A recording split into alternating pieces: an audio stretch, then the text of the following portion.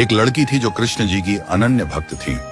बचपन से ही कृष्ण भगवान का भजन करती थी, भक्ति करती थी। भगवान की कृपा से उसका विवाह श्रीधाम वृंदावन में किसी अच्छे घर में हो गया। विवाह होकर लड़की पहली बार वृंदावन आई, पर नई दुल्हन होने की वजह से वह कहीं जा न सकी और मायके चली गई। और वह दिन भी आया जब उसका पति उसे लेने उसके मायके आया।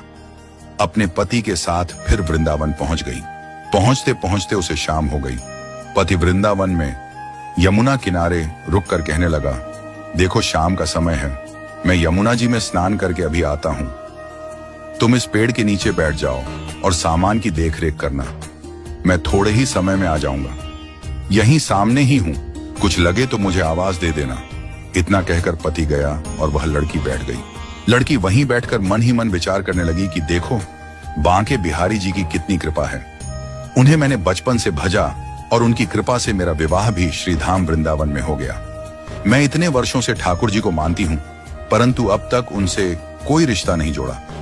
फिर सोचती है ठाकुर जी की उम्र क्या होगी, लगभग 16 वर्ष के होंगे और मेरे पति 20 वर्ष के हैं। तो आज से ठाकुर जी मेरे देवर हुए। अब तो ठाकुर जी से नया संबंध जोड़कर लड़की प्रसन्न हुई और मन ही मन ठाकुर जी से कहने लगी, देखो ठाकुर जी, आज से मैं तुम्हारी भाभी और तुम मेरे देवर हो गए। अब वह समय कब आएगा जब तुम मुझे भाभी भाभी कहकर पुकारोगे। इतना सोच ही रही थी कि तभी एक 10 से 15 वर्ष का बालक आया और उस लड़की से बोला, भाभी भाभी।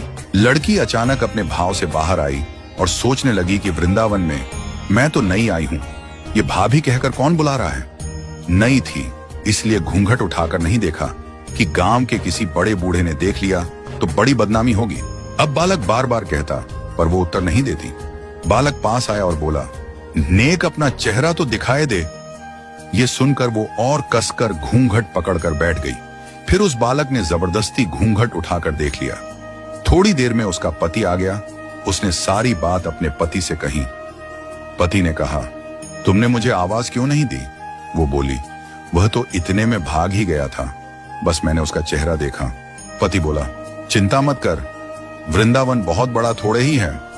कभी किसी गली में लड़का मिल गया तो हड्डी पसली एक कर दूंगा। फिर कभी ऐसा नहीं कर सकेगा। तुम्हें कहीं दिखे तो मुझे जरूर बताना। फिर कुछ दिन बाद उसकी सास ने अपने बेटे से कहा, बेटा देख तेरा विवाह हो गया है, बहू मायके से भी आ गई है। तुम दोनों बांके बिहारी जी के दर्शन के लिए अभी तक नहीं गए हो। कल जाकर बहू को दर्शन करा कर ले आना। अगले दिन दोनों पति पत्नी ठाकुर जी के दर्शन के लिए मंदिर जाते हैं। मंदिर में बहुत भीड़ थी। लड़का कहने लगा, तुम स्त्रियों के साथ आगे जाकर दर्शन करो, मैं अभी आता हूं। अब वह आगे गई पर घूंघट नहीं उठा रही थी। उसे डर लग रहा था कि कोई बड़ा बूढ़ा देखेगा तो कहेगा नई बहू घूंघट के बिना घूम रही है।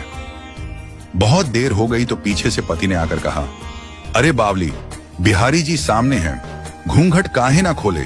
घूंघट नहीं खोलेगी तो दर्शन कैसे करेगी। अब उसने अपना घूंघट उठाया और बांके बिहारी जी को देखा तो बांके बिहारी जी की जगह वहीं बालक मुस्कुराता हुआ दिखा तो एकदम से चिल्लाने लगी, जल्दी आओ जल्दी आओ। पति पीछे से भागा भागा आया और कहा, क्या हुआ।